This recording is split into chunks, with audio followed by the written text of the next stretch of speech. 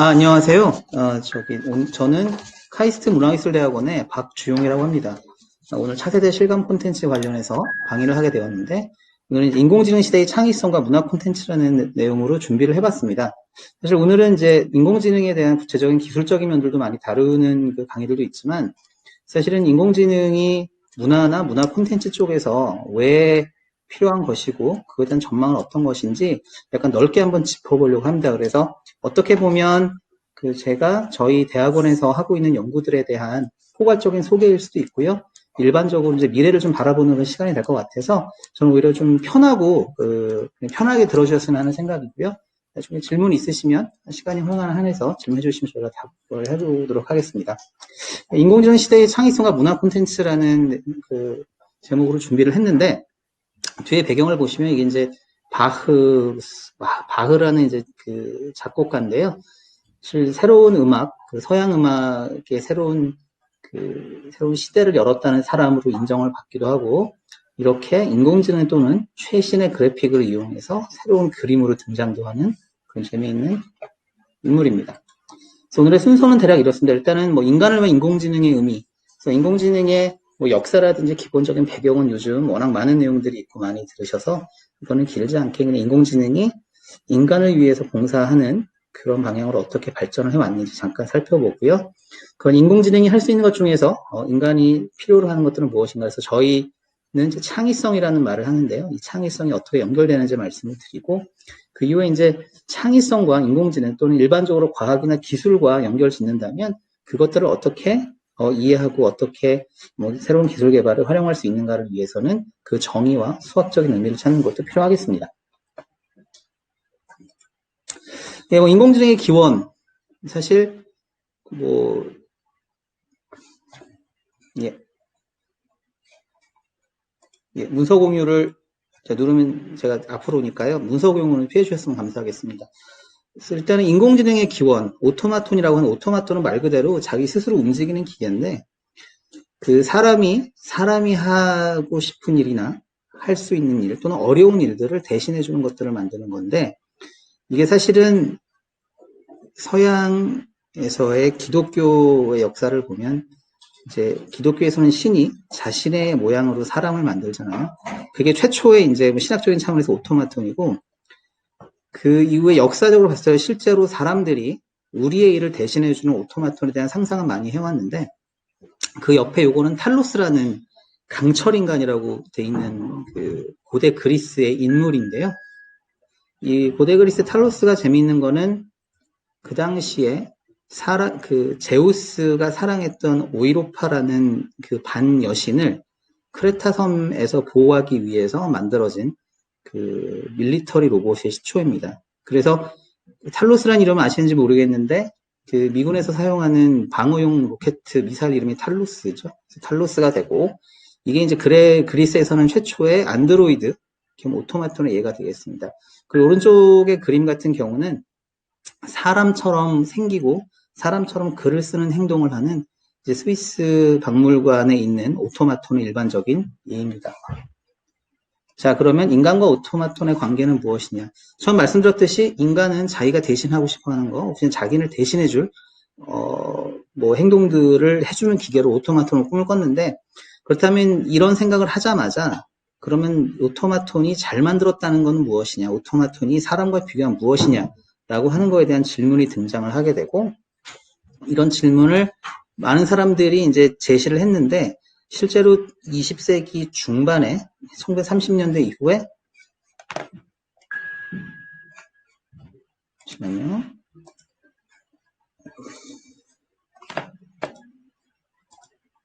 예. 이후에 컴퓨터라는 기술이 생기면서부터 이제는 사람들이 하는 단순한 계산을 사람보다 빨리 할 수 있게 되니까 사람의 다른 두뇌 기능, 즉 생각도 기계가 대신할 수 있겠다는 생각을 하게 됩니다. 그때 튜링한 사람이 이런 이제 그 실험을 이제 제안하는데요. 진정한 지능 또는 생각하는 기계는 사람과 구별할 수 있느냐 없느냐로 평가해야 한다는 얘기를 하게 됩니다. 그래서 그 한쪽에 사람 한쪽에 컴퓨터를 놓고 또는 기계를 놓고 사람들이 여러 가지 실험을 하는 걸 제안하는데요. 뭐 질문을 물어보기도 하고 아니면 행동을 관찰하기도 하면서 어느 쪽이 사람인지 어느 쪽이 기계인지 모르게 되면 그때 진정한 지능이 만들어진 것이다라는 얘기를 합니다. 그래서 그 얘기를 한 사람이 이렇게 생긴 이제 그 앨런 튜링이라는 영국의 수학자인데요. 아마 그 학생 여러분들 좀 젊으신 분들은 한 지난 5년 사이에 이미테이션 게임이라는 영화를 보면서 그 이 앨런 튜링이라는 사람의 일대기에 대한 이야기를 잠깐 들으셨을 거예요. 여기서 이미테이션 게임이라는 말 자체가 이 사람이 만든 건데 기계가 사람을 똑같이 해가지고 누군지 못 알아본다. 이미테이션은 따라한다는 거니까 그거를 통과하는 기계는 생각을 할 수 있다고 볼 수 있지 않을까라는 얘기를 지금부터 한 7, 80년 전에 했는데 여기서 이제 곧바로 이런 질문이 나올 수 있는 거예요. 그러면 사람과 같으면 최고의 기계인가? 즉 처음에는 사람과 구분할 수 없으면 진정한 지능이 됐다고 하는데 과연 사람만큼의 지능을 가졌다고 해서 좋은 기계인가? 라는 질문이 등장을 하게 됩니다. 사람과 같다는 것의 의미, 이제 우리가 보면은 우리 스스로 신이라고 생각했을 때 우리랑 똑같은 기계를 만들어서 우리처럼 행동을 하게 하면 되게 좋은 것 같잖아요. 근데 생각해보면 우리보다 사실을 강하게 만드는 것도 가능한데 과연 우리랑 똑같았다고 좋은가? 이런 얘기를 하는 거죠. 이거 무슨 얘기냐면 사람하고 똑같은 능력을 가져서 좋은 거라면 사람보다 더 좋은 능력 가지고 있으면 좋은 거잖아요.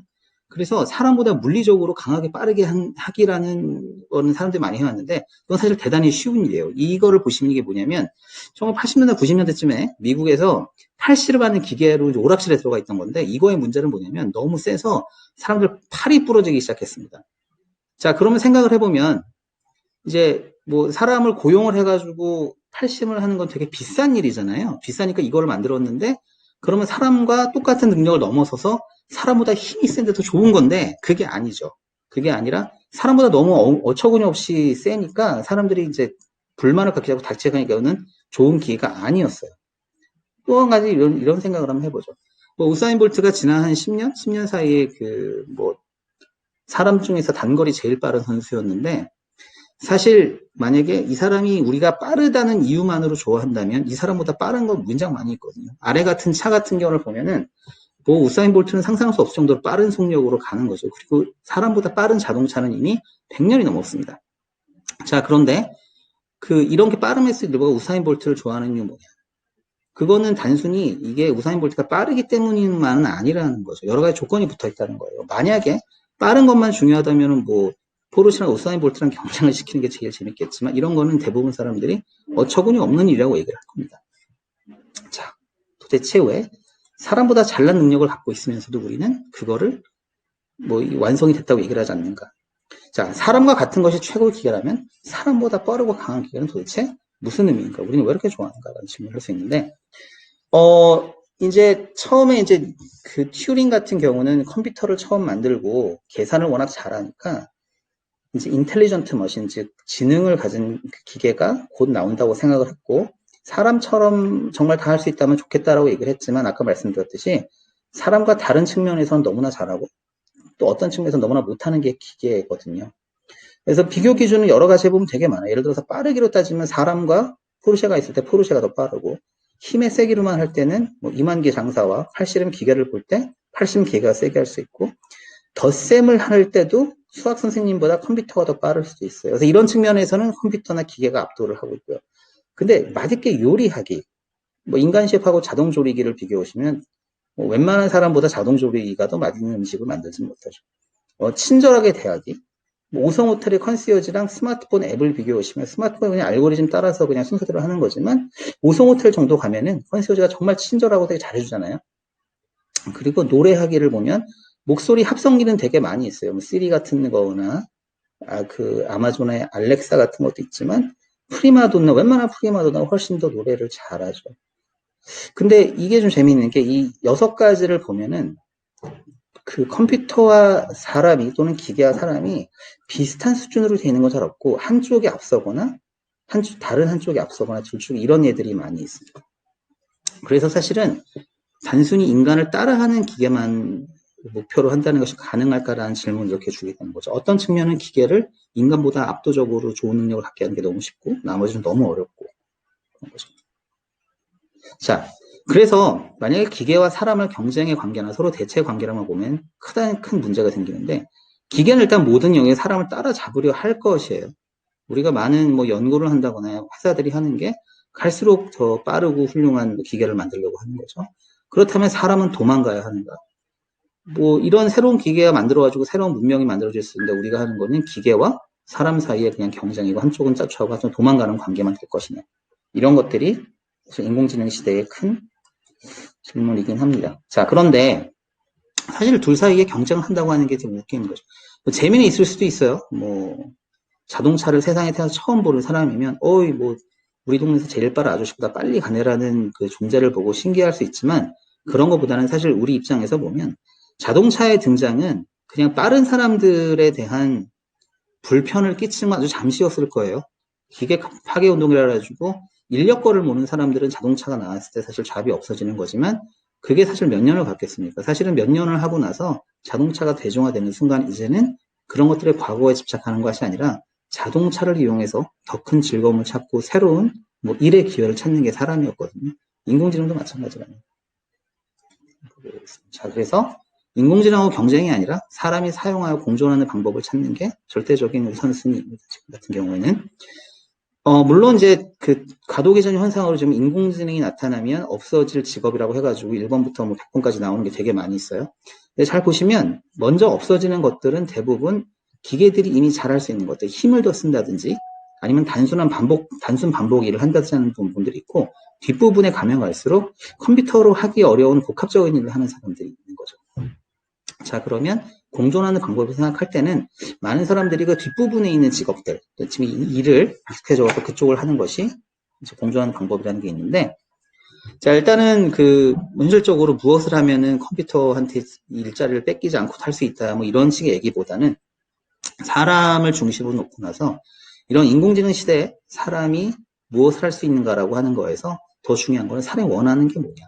사실 이런 경우, 이런 질문을 많이 받습니다. 어떤 기술이 나왔을 때 이것도 되냐, 저것도 되냐, 이럴 수 있냐, 저럴 수 있냐는 질문을 되게 많이 들어요. 그러니까 무슨 얘기냐면, 자동차가 처음 나왔는데, 아니, 뭐, 오른쪽으로도 갈 수 있어, 왼쪽으로도 가, 뒤로도 갈 수 있어, 5명 탈 수 있어, 6명 탈 수 있어. 이런 질문도 사실 아이들이 많이 하거든요. 근데 아이들뿐만 아니라 사실 새로운 기술을 보는 어른들도 그런 질문을 하는데, 그거에 대한 올바른 답은 안 되는 건 없다는 게 일단 답이거든요. 근데 중요한 거는 안 되는 건 없는데, 과연 네가 원하느냐. 거꾸로 말하면, 어떤 기술이 나왔을 때, 어떠한 기능을 갖게 될 것이냐, 이런 걸 시킬 수 있느냐에 대한 답은 네가 원한다면 할 수 있는. 그렇다면 사람이 원하는 것이 무엇인가, 그걸 보고 나서 기술의 미래 발전 방향을 봐야 된다는 거죠. 이제 인간이 원하는 것은 무엇인가라는 거에 대해서 한 20세기 초중반에 마슬로라는 미국의 심리학자가 다음과 같은 욕망의 단계론을 이렇게 만들었는데, 이걸 한번 보시면 아마 보신 분들도 있을 거예요. 그 5단계의 욕망 피라미드를 만들어서 아래부터 위에까지 맨 아래 거를 해소하고 나면 그 위에 거를 해소하려고 하고, 그래서 제일 위까지 올라간다는 얘기를 하는 게 이제 마슬로의 욕망의 이론인데, 어렵진 않습니다. 우리가 제일 필요한 거는 아무것도 없을 때 일단 우리는 살고 봐야 된다.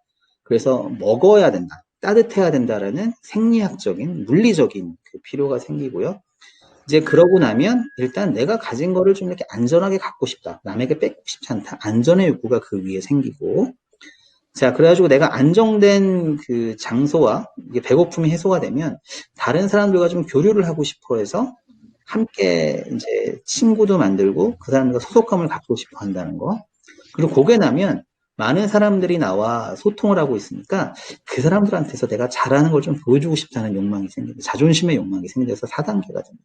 그래서 3과 4단계는 1과 2단계가 이제 생리학적, 즉 물리적인 욕구라면 3단계와 4단계는 심리학적 욕구라고 되어 있는데, 그리고 맨 위에는 이제 나는 내가 뭐 남들의 기준으로 잘하는 거를 다 보여줘가지고 다 인정을 받고 그런데 진정 원하는 거는 내가 이 세상에 태어나서 나만이 할 수 있는 게 무엇이냐.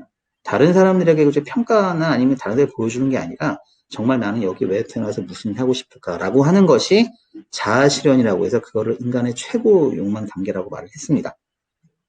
그래서 이런 게 있는데 이거하고 지금까지 사실 어떤 새로운 기술이나 과학에 등장하고 매치를 해보면 재밌는 현상이 발견되는데, 맨 아래로 다시 내려가서 그 생리학적인 현상과 생리학적인 욕구와 안전의 욕구를 보면 이게 사실은 산업혁명으로 사실 어떠한 그 사람의 이제 그 물리적 삶에 필요한 물건들을 무한히 만들 수 있는 시대가 태어났잖아요. 그래서 지금까지 굴물 걱정이 완전히 사라지고 헐벗을 걱정이 사라지고 그리고 튼튼한 집을 만들어서 남들에게 도둑질을 당하는 게 사라지고, 그게 사실은 물질적인 그 욕망을 완전히 해소해버린 산업혁명의 그 공이라면, 그 다음에 내가 다른 사람들과 소통하고 싶고 보여주고 싶은 거는 사실은 생각해보면 인터넷과 소셜미디어가 가능하게 한 무한통신으로 문제는 해결이 됐습니다. 욕구는 해결이 된 거죠. 그 안에서 사람들이 잘하냐 못하냐는 거는 그냥 개인의 문제지만 일단 원하는 것은 다 이렇게 완전히 그 기술적인 배경을 깔아준 것이고요. 자, 그렇다면 인터넷과 소셜미디어가 지나고 난 사람들은 이제는 그러면 남들하고만 얘기하는 걸 떠나서 과연 내가 할 수 있는 것, 정말 할 수 있는 게 무엇이냐라고 할 때 여기에서 이 인터넷의 다음인 인공지능이 역할을 할 것이다라는 생각들을 하고 있습니다. 기대를 하고 있는 거죠. 아직 실현된 건 아니니까. 근데 거꾸로 생각해보면 인공지능을 하는 게 일반적으로 보면 사람들이 하는 거를 좀 비교적 따라하는 기계잖아요. 그래서 뭐 게임을 하면 사람처럼 하기도 하고 뭐 사람보다 못하는 경우도 있고 잘하는 경우도 있지만, 그렇다면 그런 기술이 등장을 했을 때 이 욕구에 맞춰서 내 자아 실현으로 기술이 발전을 유도하는 것은 어떨까 생각을 하게 되면, 그냥 가만히 앉아서 인공지능이 이 문제를 해결해 주기를 바라는 게 아니라 인공지능을 통해서 일을 할 수 있게 하는 거 한다면 좀 더 적극적인 해결책이 된다고 생각을 할 수가 있겠습니다. 일단은 이제 자아 실현이라는 말이 나왔는데, 우리가 자아 실현과 밑에 보면은 앞에 보면 자아 실현과 셀프 액츄얼라이션 하고서 여기서 보면 크리에이티브 액티비티, 창의적인 활동을 통해서 자아 실현을 한다고 되어 있는데, 그 여기에서 자아 실현과 창의적 활동의 욕구는 어떤 의미이냐 생각을 해보면 그 연관성이 어렵지 않게 나와요. 그래서 저희가 요거에 대해서 연구를 하다가 이런 표현이 생각나더라고요. 버킷리스트라는 이제 말이 등장해서, 버킷리스트가 이제 못 들어보신 분은 뭐냐면, 버킷이 이제 양동이잖아요. 그러니까 살면서 하고 싶은 거를 양동이에 하나씩 넣어놓는 거예요. 그러니까 이제 일단 당장은 할 수 없지만 언젠가는 하겠다. 그래가지고 이제 이것도 죽기 전에 해봐야지, 저것도 죽기 전에 해봐야지, 저것도 죽기 전에 해봐야지. 우리가 이렇게 뭐 열 몇 개씩 하나씩 있잖아요. 저 같은 경우는 뭐 비행조종사를 타고 하늘을 날고 싶고, 지금 당장 못하지만 버킷리스트가 있는 거죠. 그래서 버킷리스트를 사람들이 이제 서브미스라는 웨브사이트가 있어요. 그래서 버킷리스트 너는 어떤 걸 하고 싶냐. 근데 그거를 보면 많은 경우가 이렇습니다. 악기를 배워서 나만의 연주를 하고 싶다. 저희 우리 아버님들 이런 말씀 많이 하시더라고요. 내가 색스폰을 하고 싶었는데, 기타를 하고 싶었는데, 피아노를 하고 싶었는데, 여전히 하고 싶은 거죠. 춤을 배워 새로운 표현을 하고 싶다. 춤을 배우겠다는 분들도 많이. 춤을 배워서 이제 그냥 남들이 하는 똑같은 행동, 그냥 뭐 우양우 좌양좌 직진후진하는 게 아니라 좀 나만의 몸짓을 하고 싶다. 그래서 비슷한 거 있어요. 그림을 배워서 나만의 이미지를 그리고 싶다. 나도 이제는 그림을 그려서 나도 뭐 그림을 그리고 싶어라고 하는 것도 있고, 글쓰기를 배워서 나의 이야기를 들려주고 싶다. 그래 뭐 재주는 있다고 그랬는데 제대로 배워본 적은 없으니까 한번 이제 다음 세계의 최고의 한국 음악을 만들고 싶다는 욕망을 가질 수도 있는 거죠. 이런 것들이 공통 나오는데, 이것들이 보면은 악기, 춤, 그림, 글쓰기 형식은 다 다르지만 일관된 형식입니다. 어떤 새로운 내가 할 수 있는, 내가 몸으로 할 수 있는 걸 배워서 악기를 배운다든지, 그래서 내가 머릿속에 갖고 있는 상을 표현하고 싶다라는 거죠. 그래서 이게, 그렇다면 이거는 남들이 하지 못하는 나만의 어떤 표현을 하든 내가 욕망을 해소하는 것이다. 그리고 이건 남들이 하지 못하는 거잖아요. 그게 바로 자아실현이라는 거죠. 사실은 자아실현과 창의적 활동의 욕구는 뭐 마슬로우가 어떤 논문을 통해서 이렇게 아주 형식적으로 하기 이전에도 안에서는 이미 갖고 있는 것입니다. 그래서 자아실현과 창의적 활동의 욕구, 무엇보다 이제 크다 보면은 뭐 경제적으로도 안정을 해야 되고 뭐 집도 사야 되고 그래야 되는데, 결국 사람들이 원하는 모든 것이 마련되고 나면 이거는 나만이 할 수 있는 걸 하고 싶다는 얘기는 공통적입니다. 자, 그렇다면 이게 과연 인공지능이나 또는 기계학습 같은 새로운 기술로 실현될 수 있는가? 라는 질문을 할 수 있는데요. 그래서 좀 더 이제 약간 역사를 보면은 사실은 아까 말씀드린 나만의 것을 할 수 있는 거, 이게 창의성이잖아요. 남들이 하자는 걸 만들어내니까. 근데 사실은 많은 자기 표현에 관련한 과학 기술, 창의성의 발전, 창의성의 표현을 가능하게 한 것은 맞습니다. 너무 많은 얘기가 있는데 한 가지를 보면 이제 금속 활자나 글쓰기라는 거를 볼게요. 그 산업혁명 이제 금속 활자라고 하는 거, 구텐베르그 금속 활자 1450년, 그때는 이제 사람들이 글을 쓰면은 왼쪽에 혁명의 이전에는 글씨를 배운 사람들만이, 그러니까 사람이 직접 해야 되니까 엄청나게 배려가 높거든요. 이 사람은 고용도 해야 되고 책을 하나 만드는데 시간이 많이 걸리니까. 그래서 내가 글을 쓰더라도 그 사람들한테 보여줄 방법이 너무 없죠. 왜냐면 글은 썼는데, 쓰고 싶은 글인데 사람들을 고용을 해야 되니까. 그러다가 금속 활자가 나오면서 이 기술의 발달로 내가 표현하는 게 가능해지니까 그 혁명 이후에는 예전엔 상상할 수 없을 정도의 책과 프린트 문화가 생긴 거잖아요. 자, 그렇다면 이게 가능해지니까 이제는 제가 이제 글을 쓰는 데 있어서 이거를 글자로 인쇄를 해가지고 사람들한테 보여주는 게 어렵다는 생각을 하는 사람이 아무도 없죠.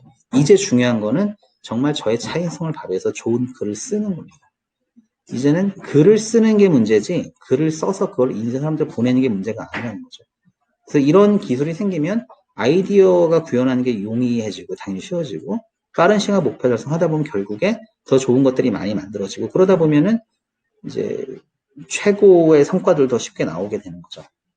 사실은 과학기술의 발전은 결국에는 사람들의 욕망과 사람들의 창의성을 발현시키는 방향으로 발전을 해왔습니다. 그게 단순히 예술이나 문화 영역이 아니더라도 이렇게 말씀드리는 거죠. 자, 그렇다면 이제는 우리는 말을 할 수 있습니다. 창의성이 과연 인공지능의 해결 과제라는 것을. 여기서 이제 창의성이라는 게 무엇인가 이제 생각을 해봐야 되는 거죠. 그러니까 뭐 창의성을 해결하는 것은 좋은데 창의성이 무엇인가를 알아야 좀 문제가 되거든요. 예를 들어서 저는 이제 저 물리학자입니다. 물리학자이기 때문에 어떤 아주 기술적인 디테일에 들어가는 게 아니라 크게 말씀을 드리는데 뭐 하늘에 이제 물리학자들은 이런 얘기를 합니다. 우리가 과학을 하는 이유는 무엇이냐? 과학을 하는 이유가 바뀌었느냐? 그럼 바뀌지 않았다고 얘기를 하는 게 우리가 이제 물리학자들이 특히 생각하는 우리 같은 직업, 우리를 같은 직업을 가진 사람들의 원형은 그냥 뭐 3000년 전도 좋고요. 3000년 전에 고대 그리스 좋고 5000년 전에 뭐 고조선도 좋습니다. 고전 시대도 좋고 하늘의 별을 보면서 왜 저럴까? 라고 하는 그냥 생각한 사람이 있으면 지금도 똑같은 행동을 하고 있다는 거죠. 근데 이제 하늘이 무엇일까 나타나면 그때부터 이제 하늘이 무엇일까 연구를 하게 되는 거죠. 하늘까지 가는 길은 과연 무엇으로 채워져 있는가? 공기인가? 라고 생각했다가 진공이라고 되고 빛나는 것은 무엇일까 봤더니 빛나는 것은 반짝반짝 가지고 다른데 이제 그 자체가 뭐 그 원소들이 핵 융합을 보이면서 에너지를 나타내면 에너지를 이렇게 분출하면서 이렇게 빛나는 것이다라고 하면서 이제 그런 질문부터 시작해가지고 구체적인 면들을 과학적으로 연구를 하는 과정이 필요한데 이제 그렇다면 창의성이란 무엇인가 물을 때는 단지 그냥 창의성이란 그냥 좋은 거 이렇게 하는 게 아니라 창의성이 정말 무엇이냐 과학적인 연구를 하는 게 반드시 필요해집니다. 일단 창의성이란 무엇인가에 대해서 이것도 이제 창의성이라고 하는 게 이제 이런 문제, 이런 질문이 어려운 게 에너지란 무엇인가라는 질문도 사실 똑같은 과정을 겪었어요. 그러니까 2000년의 고대 그리스의 문화를 보면 에너지라고 하는 거는 그 어떤 물체를 움직이게 하는 생동의 힘이라고 말을 했었죠. 일단은 말이 되는 거긴 해요. 생동의 힘, 이게 있어야 움직인다. 라고 하지만 그런 그냥 철학적인 정의만으로는 에너지를 사용을 할 수는 없어요. 우리가 이제 뭐 핵발전소를 보거나 발전소를 하거나 전기를 할 때 에너지가 몇 줄이나 몇 칼로 나온다는 정확하게 얘기를 하잖아요. 그런 게 있으니까 그런 기술을 만들듯이 창의성도 마찬가지로 창의성이 무엇인가? 라고 하는 질문을 똑같이 하는 건데 에너지의 문제는 거의 완벽하게 이제 풀렸거든요. 에너지가 무엇인지 정의도 하고 모든 계산이 가능한데 창의성은 아직 어렵다는 게 이게 새로운 챌린지, 도전인 거죠. 창의성이라고 하는 게 이제 우리한테 어떤 역할을 하느냐부터 시작을 할 때 데이비드 봄이라는 철학자가 있었습니다. 이 사람은 20세기 아주 유명한 물리학자이기도 하면서 물리학과 세계의 비밀을 밝히는 이제 연구를 하다가 철학자가 된 사람인데 창의성은 이렇게 얘기를 합니다. 자, 창의적 발견, 창의성은 자기가 발견하는 거니까 이런 과정에서는 새로운 질서의 탐지를 하게 되고 창의성을 통해서 새로운 질서를 알게 되고 조화와 전체성의 특성을 지닌 새로운 구조를 머릿속에 만들게 된다. 그리고 그 안에서 아름다움을 찾게 됩니다. 이 사람이 일단은 뭐냐면 창의성이라고 하는 것은 세상의 질서를 발견해야 되는 능력이고 그 질서는 아름답다. 그래서 아까 이제 창의성과 아름다움의 연결성에 대해서 아주 우아하게 이렇게 표현을 한 건데요. 아까 창의적인 활동할 때 사람들이 새로운 춤으로 표현, 새로운 그림, 새로운 글을 쓰고 새로운 뭐 음악을 만들겠잖아요. 그게 그렇게 아름다움에 관련된 문화예술과 창의성이 연결되는 과정은 바로 이것이기 때문이라고 얘기를 하는 겁니다.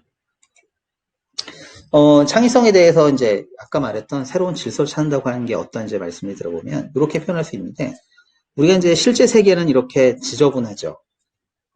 이거 정도로도 그래도 눈에 보이는 지저분함인데 사실 살다 보면은 뭐 세상에 어떤 질서가 있는 것 같지도 모르겠고 아침 일어나서 저녁에 이제 잠이 들 때까지 너무나 정신이 없고 서로 경쟁하고 서로 그냥 잡아먹으려고 하기도 하고 서로 어렵게 하고 이게 실제 세계이죠.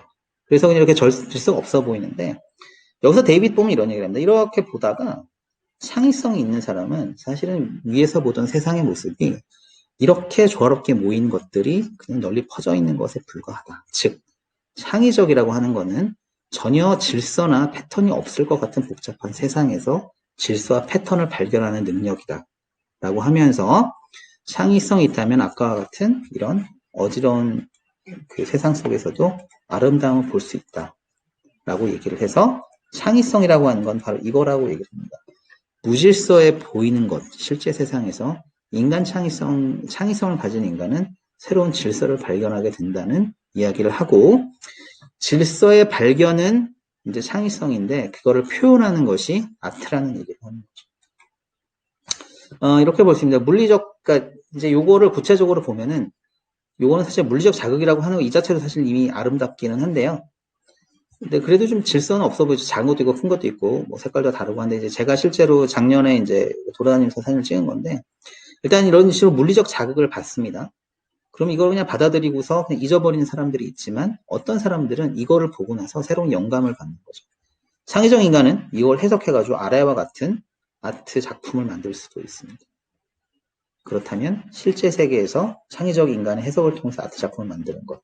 근데 생각해보면 제가 또는 여러분들이 아래에 그림을 그렸다고 생각해 보시면, 이 정도의 그림 능력이 있으면 대단히 좋을 것 같지 않습니까? 그게 좋은 이유는 남들이 하지 못하는, 어느 누구도 하지 못한 나만의 그림을 만들었잖아요. 자아실현의 아주 기초적인 단계인 거죠. 이렇게 해서 창의성과 아트와 아름다움이 이렇게 연결이 된다는 얘기가 되는데, 그렇다면 여기서 왜 우리가 새로운 기술이 등장할 때 창의성을 목표로 해야 하는가? 이게 왜 사람들을 행복하게 만들어줄 수 있는가? 여기서 답을 좀 찾아볼 수 있는데요. 일단 창의성이라는 무질서에서 질서를 찾는 능력이고, 그 찾은 질서는 거의 언제나 아름다워 보이고요. 이 아름다운 거를 자신만의 표현을 하게 된다면 그 세상에서 질서를 찾고 자아 실현하는 것까지 한 단계로 할 수 있다는 거. 이것이 새로운 기술이 추구할 바면 얼마나 좋을까 하는 거고요.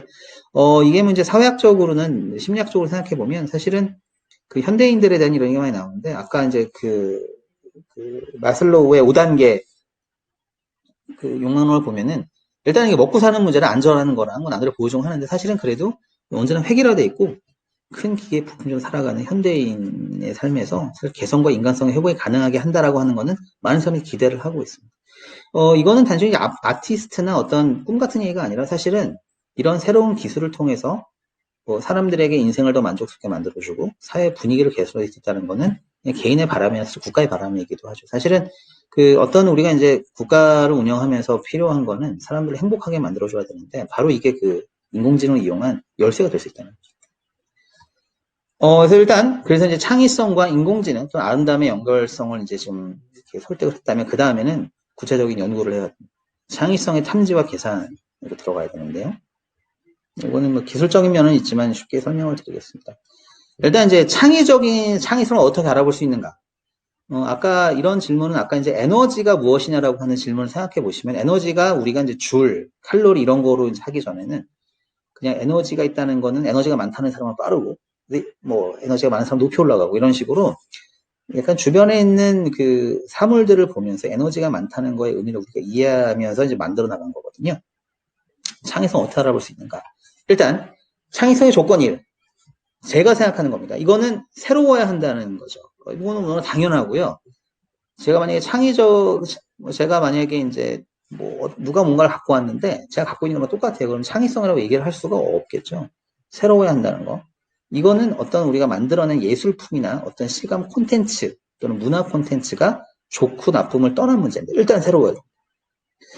이 그림 여러분들이 많이 아실 거라고 생각할 거예요. 이게 모나리자인데, 모나리자 뭐 세상에서 두 번째로 많이 뭐 찍혀서 팔린 그림이라고도 하는데, 이제 제일 많이 찍힌 거는 최후의 만찬이라고 하더라고요.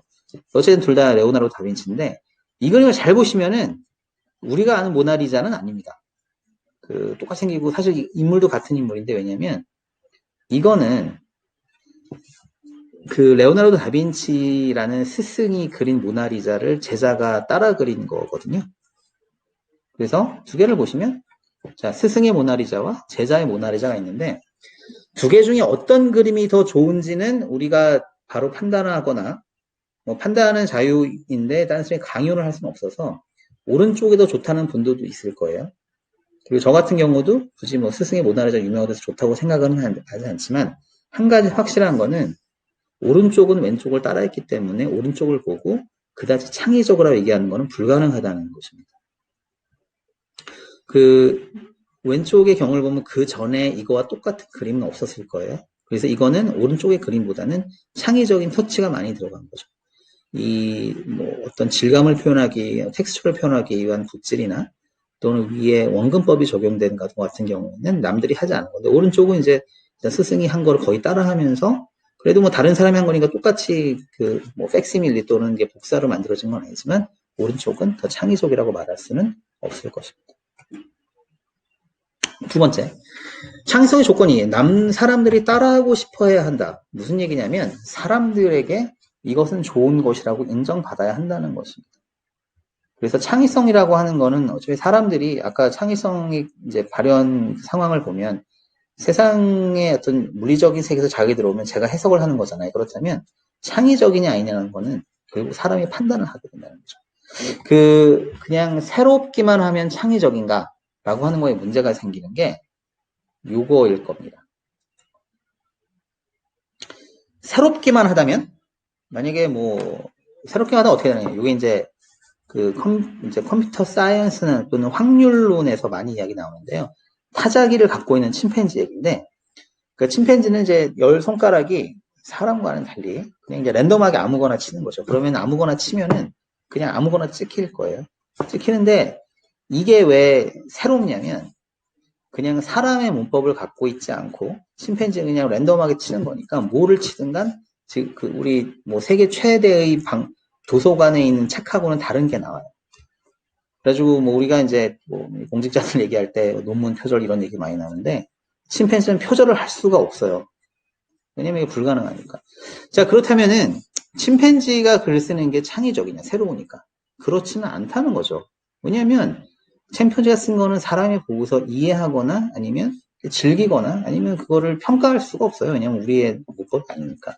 그래서 새롭기만 하다고 되는 것이 아니라 새롭기는 하되 사람들이 또 이해할 수 있는 그 어느 중간 수준은 반드시 필요하다라는 얘기를 하게 되는 거죠. 이런 게 있으면 왼쪽 오른쪽 어떤 창의적인 인간임에도 이면서도 그 말했던 이제 어떤 사람들이 인정을 받아야 창의적 하는 예를 보여드리는 건데요. 왼쪽은 이제 베토벤이고요. 올해가 베토벤 태생 250주년이어서 아주 기념비적인 해고요. 오른쪽에는 그 사람의 뭐 하여튼 정신적인 제자인 리스트인데요. 리스트는 그 스스로도 대단히 뭐 그 역사에 남는 뭐 최고의 작곡가 중에 하나로 인정을 받고 있지만 베토벤을 대단히 숭배를 했습니다. 그거는 뭐냐면 베토벤이 만든 거 보고 너무 많이 배우고 싶어 했고 중요한 거는 그 베토벤이 만들어낸 많은 곡들을 스스로 편곡해서 자기 곡으로 만들었어요. 그러니까 위에서 보면 사람들이 따라하고 싶어 해야 한다는 건데 이 사람은 그냥 가져와가지고 자기만의 이렇게 플레이버를 좀 넣어가지고 새로운 곡을 만들게 됐습니다. 그래서 사실 베토벤이 위에보다 새로운 것도 하긴 했지만 지금까지 인정받는 이유 많은 따라 했었다는 거거든요. 그래서 이런 사람들한테서 창의성의 비밀을 알아낼 수 있다는 건데요. 여기에서 창의적인 이제 수학적 계산법이 등장합니다. 자, 그러면 두 가지 조건이 있죠. 하나는 새로워야 된다. 두 번째는 남들이 따라해야 한다라는 게 있는데, 그럼 그걸 기반으로 해가지고 우리가 이러한 알고리즘을 만들려고 할 수 있습니다. 이제 음악의 얘기를 좀 아까 이제 베토벤과 리스트의 말씀을 드렸지만 음악의 얘기를 좀 해드리겠습니다. 이제 음악 하시는 분 여기 보면 이제 연주도 하시는 분 있을 거고, 또는 저처럼 악보도 뭐 잘 못 읽는 사람도 있을 거고, 어쨌든 음악을 보면 이렇게 악보라고 하죠. 그래서 이제 이게 이제 쇼팽의 프렐루드 28번, 그러니까 작품번호 28번의 7번 작품인데, 일단 저는 악보가 있는데 저런 거를 컴퓨터한테 좀 가르쳐 줘야 됩니다. 우리가 하고 싶은 거는 어떤 이런 그 새로운 창조물을 봤을 때 얼마나 창의적인지를 보고 싶은 거니까. 일단은 컴퓨터는 저런 그림보다는 알파벳을 좋아하니까 저 위에 있는 이제 음들을 알파벳을 표현해가지고 컴퓨터로 넣어주고 나서 저렇게 되면 이렇게 되면 여기 왼쪽 그림 보시면은 왼쪽 아래를 보시면 어떤 곡이 이제 제타가 어떤 곡인데 뭐 아까 이제 그 알파벳으로 표현된 요소들 있잖아요. 뭐 그 요소들을 뭐 1, 4, 5, 6, 8이라고 했을 때 1, 4, 5, 6, 8로 만들어진 그 하나의 작품이 될 겁니다. 그래서 이 곡은 이렇게 돼 있고 저 곡은 저렇게 돼 있고 제가 이거를 뭐 소설이라고 한다면 이 소설이 갖고 있는 단어 또는 뭐 글자의 빈도를 생각할 수도 있고 이게 얼마나 새로운지를 판단하는 거는 우리가 갖고 있는 데이터에 의존을 합니다. 왜냐하면 데이터랑 비교를 해가지고 이게 데이터에 많이 들어가 있는 거를 갖고 있으면 많이 따라한 거고 데이터에 없는 거를 갖고 있으면 새로운 거죠. 그래서 1, 4, 5, 6, 8이 있을 때 각각 1, 4, 5, 6, 8의 요소들이 컨벤셔널 풀, 즉, 그 관습적인 이제 그 집합, 그 전 사람들이 만든 거에 들어가 있느냐, 또는 나불풀, 참신한 풀 있느냐, 해가지고 이걸 비율을 보면서 일단은 각 작품의 요소에 좀 더 설명을 드리면 예를 들어서 제가 이제 이 작품 1번이라고 크게 있잖아요. 1번은 과거에 3번 사용이 됐었고 4는 과거에 한 번 사용이 됐네요. 그림이 좀 돼 있는데 이게 뭐냐면 제가 사용했는데 과거에 많이 사용이 돼 있으면 그만큼 저는 과거 실제로 존재했던 과거 파란 거를 많이 사용한 거 그런 게 없어 초록색이 되는 거죠. 그렇다면은 기본적으로 우리가 컴퓨터한테는 이렇게 물어볼 수 있는 거죠. 창의성의 첫 번째 조건인 얼마나 새로운지를 계산하기 위해서 요소들을 그 컴퓨터가 알아듣는 이제 바이트화 시켜가지고 고각 요소들이 옛날에 발견됐냐 안 됐냐 해가지고 그 비율을 가지고 일단 판단할 수 있겠다는 거죠. 그래서 이건 이렇고 오른쪽에 이제 제타 1, 2, 3을 보시면 제가 1밖에 안 썼으면은 1 같은 경우는 옛날에 되게 많이 사용된 거죠. 그래서 들으면 뭔가 이렇게 익숙한 거예요. 우리 보면 야 그거 맨날 똑같다 뭐 익숙하다 너 그냥 따라했지라고 하는 걸 수도 있고 그래서 그게 한 측면이 있고 제타 3을 보면은 5, 6, 6, 7, 8인데 우리가 갖고 있는 데이터에서 한 번도 사용한 적이 없어요. 그러면 뭐 이렇게 음악을 칠 때마다 들은 적이 없으니까 야 되게 새롭다 라는 얘기를 듣게 되는 거죠. 바로 그렇게 계산을 할 수 있는 거죠. 물론 이제 너무 새로우면은 뭐 익숙하지도 않으니까 너무 이렇게 고통스러운 점이 있을 수도 있는데 일단 여기서는 새로운 거를 보는 거니까. 그래서 이제 각 작품에 대해서 할 수도 있는데 이제 그러고 나서 이제 아까 이게 데이터화된 음악을 표현하는 방식인데 이건 잠깐 넘어가겠습니다. 지금 상관은 없는데. 그래서 일단 저희가 이제 무엇을 했냐면은 아까 이제 리스트 사실 바흐부터 라흐마니노프까지 서양 음악사에서 큰 이제 줄기를 이루고 있는 사람들의 모든 우리가 구할 수 있던 피아노 작품들을 다 모아서 각각의 피아노 작품들이 갖고 있는 새로운 요소들 또는 이미 사용됐던 요소들을 비교를 해가지고 어느 누가 새로운 걸 많이 했느냐라는 걸 저희가 계산을 해봤는데 여기서 음악을 좋아하시는 분들은 왼쪽 아래에 원하시는 이제 이름을 찾아보시면 나올 거예요. 그래서 바흐와 핸델 스칼라티가 되게 높고요. 베토벤은 사실은 창의성으로 보면, 그러니까 참신성으로만 보면, 새로운 측면에서 보면 한 중간쯤 갑니다. 그래서 사실 약간 놀라운 부분인데요. 우리가 베토벤은 최고의 작곡가라고 하는데, 얼마나 새롭냐 그러면 사실은 중간쯤 가는 거고, 이렇게 했던 쇼팡이나 브람스, 라흐마니노프 같은 사람들이 그 전에 사용하지 않았던 요소들을 많이 사용을 해가지고 할 수 있는 걸 알게 되고요. 첫 번째 일단 이런 거는 이제 우리가 이제 알 수가 있는데, 이제 아예 순서가 좀 이렇게 있습니다. 자, 그런데 베토벤의 얘기를 이제 다시 해보면은 아까 베토벤은 사실은 참신성의 측면에서는 제일 새로운 사람은 아니었어요. 남들이 사용하고 많이 사용을 했고 그리고 모차르트의 후배로서 모차르트를 대단히 존경했다고 하는데 그럼에도 불구하고 우리는 참신성이 그렇게 아주 높지 않음에도 불구하고 창의적이라는 얘기를 많이 하는데 이렇게 되는 거죠. 일단 베토벤의 뭐 대표적인 곡인 엘리제를 위하를 볼게요. 엘리제 위하를 보고 전 사람이 했던 뭐 이걸 하면 안 되고 후대의 곡을 비교를 해보면 일단은 1번 옛날 곡이랑 똑같다면 새롭지 않음으로 창의적이지 않다.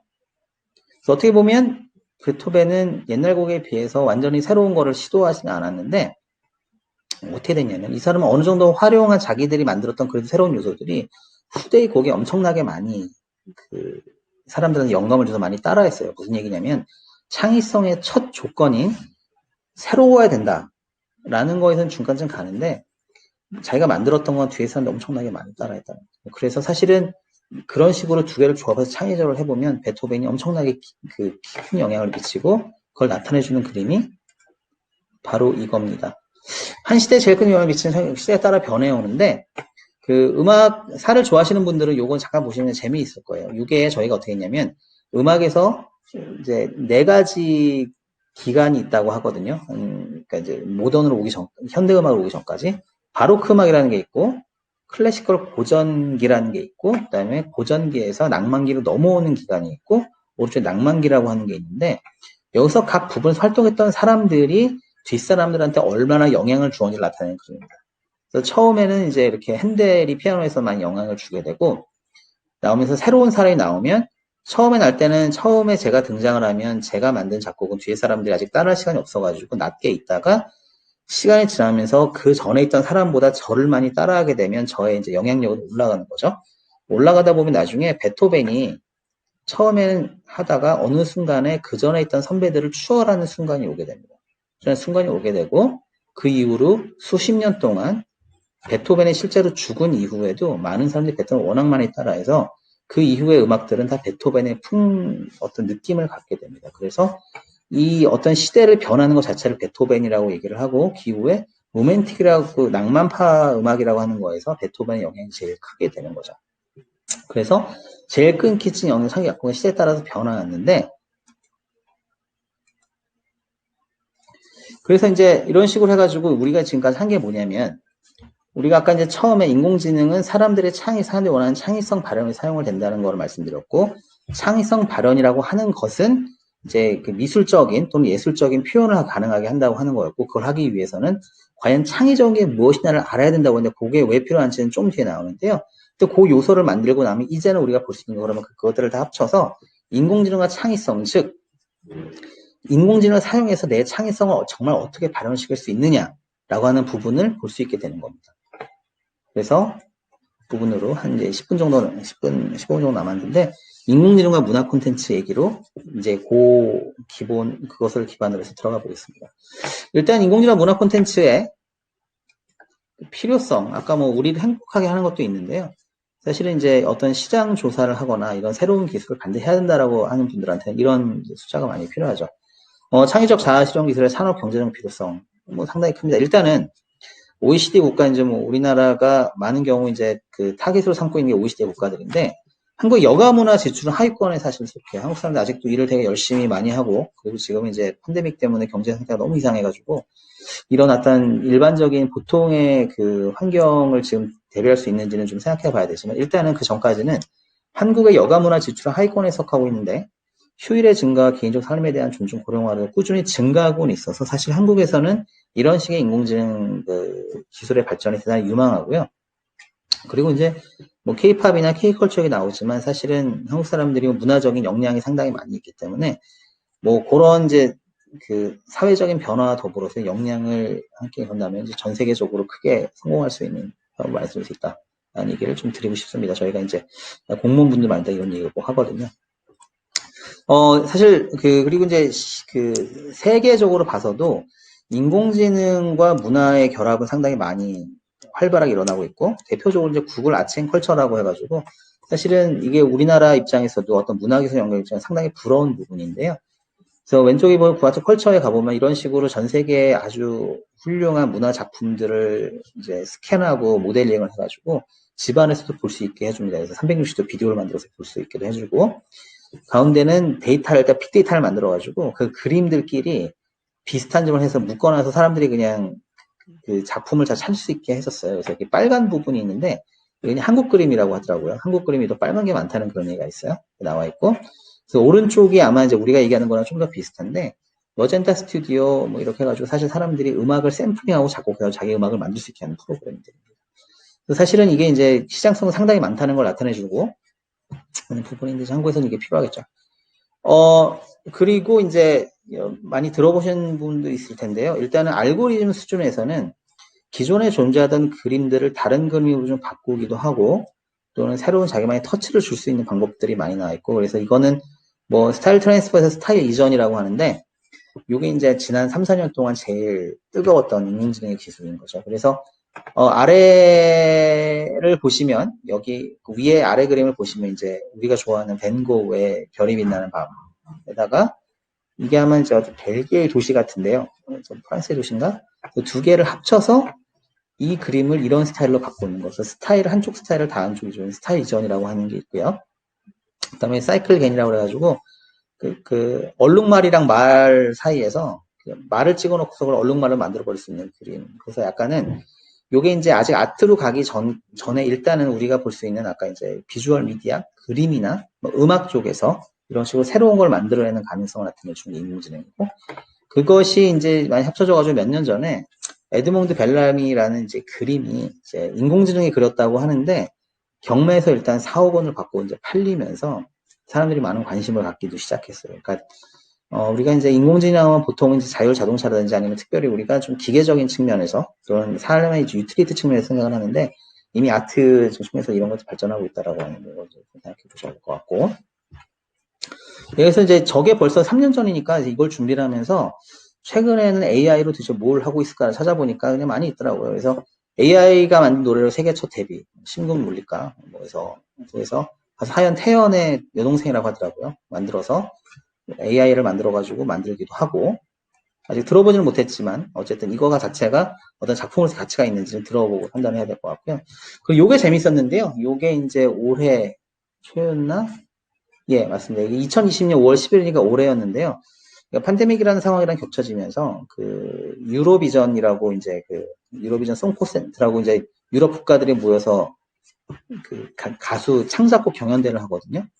여기 잘 아시는 뭐 이렇게 연세가 있으신 분들은 아바라는 그룹 좋아하십니다. 아바도 유로비전 콘테스트에서 입상을 하는 이제 그룹인데요.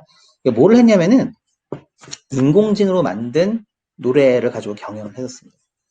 그런데 이걸 보면 사람들이 정말 그럴듯하다. 사람들이 만든 거와 비슷하게 한다.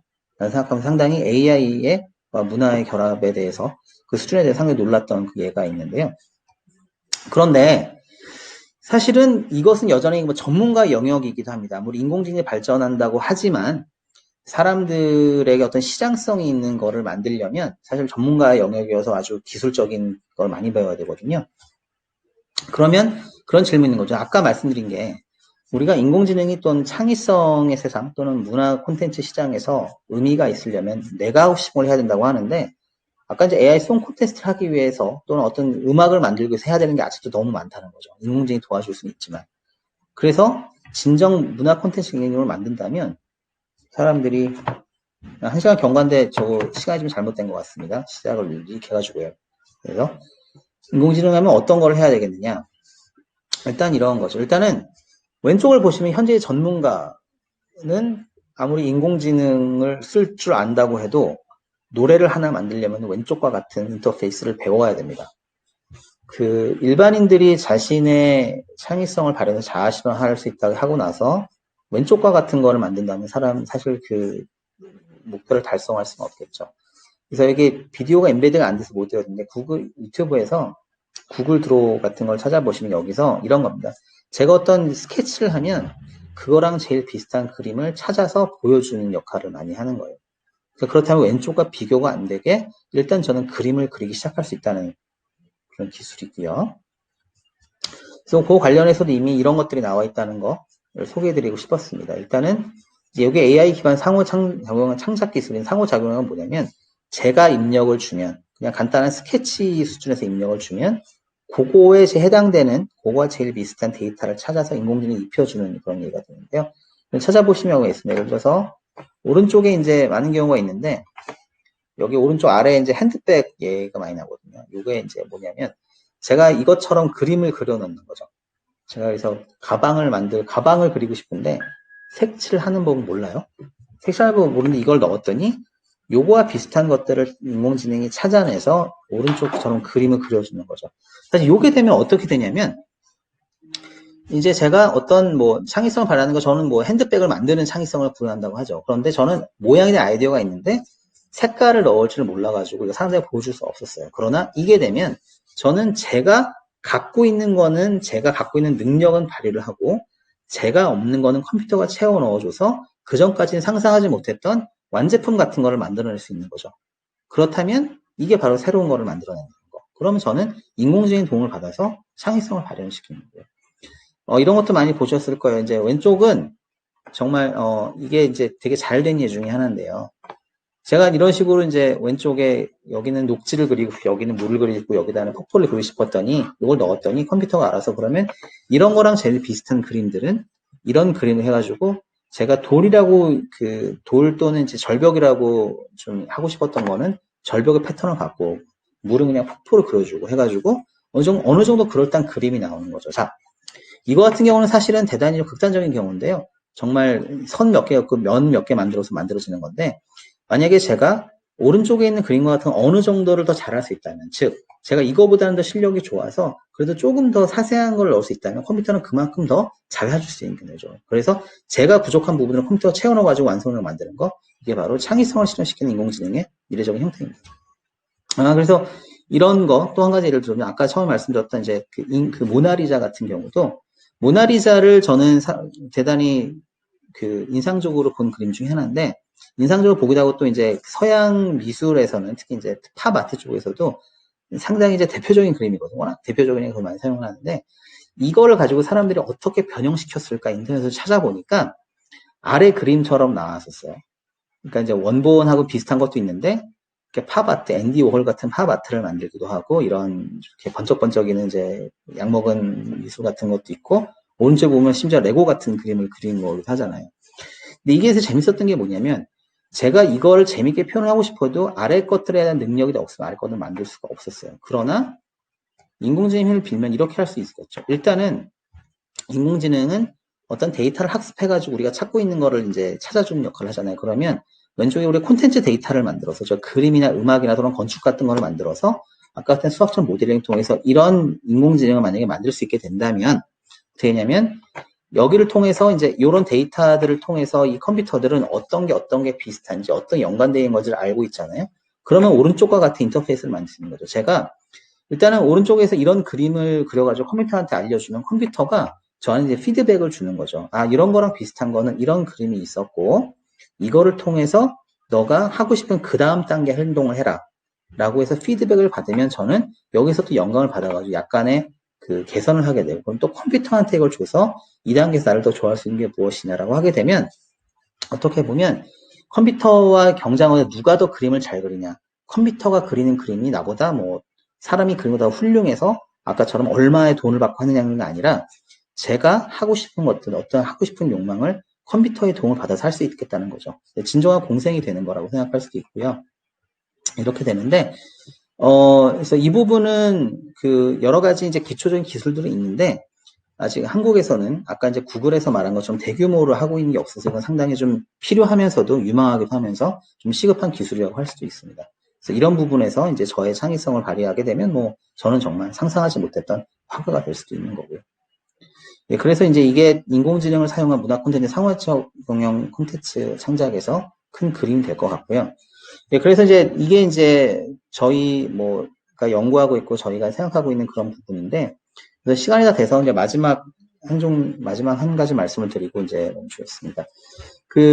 이제 상호작용 AI 창작이 필요한 이유, 또는 인공지능의 발전에 있어서 사람이 반드시 필요한 이유, 좀 말씀을 드리겠습니다. 제가 그게 중요하다고 말씀드려서 이제 그거를 이제 이해해 주신 건 너무 이제 이해해 주셨다면 너무 좋은데, 사실은 많은 경우에 기술 위주로 이런 것들을 접근하게 되면은 사람들이 이런 얘기를 많이 해요.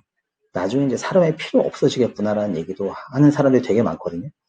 그런 경우는 이제 정말 기술을 믿는 사람일 수도 있고, 왜냐하면 사람들한테 그냥 신기한 거를 보여주면 인기 강사가 될 수도 있고 그래가지고 그런 건데, 저는 오히려 이런 식으로 등장했었어요. 그래서 이거를 어떤 기술만 한 사람이 아니라 많은 과학자들하고 인문학자한테 이 그림을 보여줬었어요. 이 그림이 마음에 드냐? 실제로 이런 신기한 기술이네라고 해가지고 인공지능을 하는 사람 말고 과학이나 인문학을 하는 사람들이 이 그림을 너무너무 싫어했습니다. 왜냐하면 오른쪽에 저게 뭐냐. 나는 아름다운 그림을 갖고 싶었던 거지 두 그림을 합쳐서 야 이런 것도 가능하다고 보는 것들이 아니었다. 즉 이런 거를 묻더라고요. 그래 오케이 기술은 저기 존재하니까 데이터를 만들어 놓고 저걸 넣어주면 어떻게 픽셀을 뽑아가지고 합성을 해주겠지. 내가 궁금했던 거는 이거는 이제 저기에다가 벤 고가 가서 그렸다면 그린 게 아니라 그냥 기계적으로 합친 건데 이런 얘기를 하더라고요. 내가 궁금한 거는 아래 요 그림을 그린 벤 고가 저 광경에 정말 갔었다면 어떤 그림이 나왔을 것인가. 그 사람은 항상 새로운 거를 시도하는 사람이었기 때문에 이미 별이 빛나는 밤을 그려놓고서 이 그림을 그렇게 그리지 않았을 거라는 거예요. 무슨 얘기냐면 인공지능 이거로 인해서 인공지능이 악플을 한다고 하지만 사실은 사람이 할 수 있는 상상할 수 있는 것보다 훨씬 떨어진 게 사람은 이런 식으로 옛날 했던 거를 반복하진 않거든요. 그럼 진정 필요한 거는 사람이라면 무엇을 할 것인가를 미리 알아낸다는 거고 기술은 그거를 도와준다는 얘기를 다시 여기서 볼 수 있는 거예요. 그래서 중요한 거는 AI가 아무리 발전해도 사실은 사람이 정말 이런 새로운 환경에서 구할 건 아직도 모르고 있다는 거. 그래서 더 필요한 거는 AI가 사람을 도와서 사람이 새로운 걸 할 수 있게 한다는 거. 그래야만 또 미래의 문화 콘텐츠도 나오고 훨씬 새로운 게 나올 수 있다는 거. 그래서 그런 거를 그 당시에 좀 알 수 있었습니다. 예, 그러면 저는 여기가 강의가 마무리가 됐고요. 1시간 동안 잘 들어주셔서 감사드립니다. 감사합니다.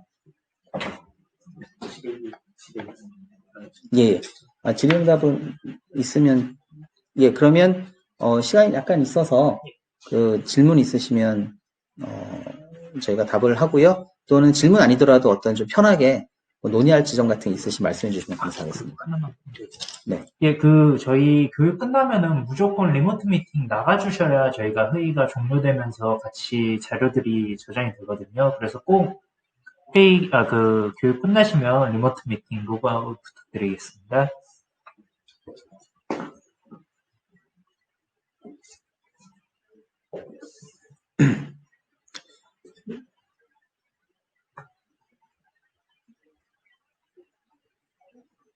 일단, 예, 없으신 것 같아서 그럼 여기서 물러가겠습니다. 감사합니다.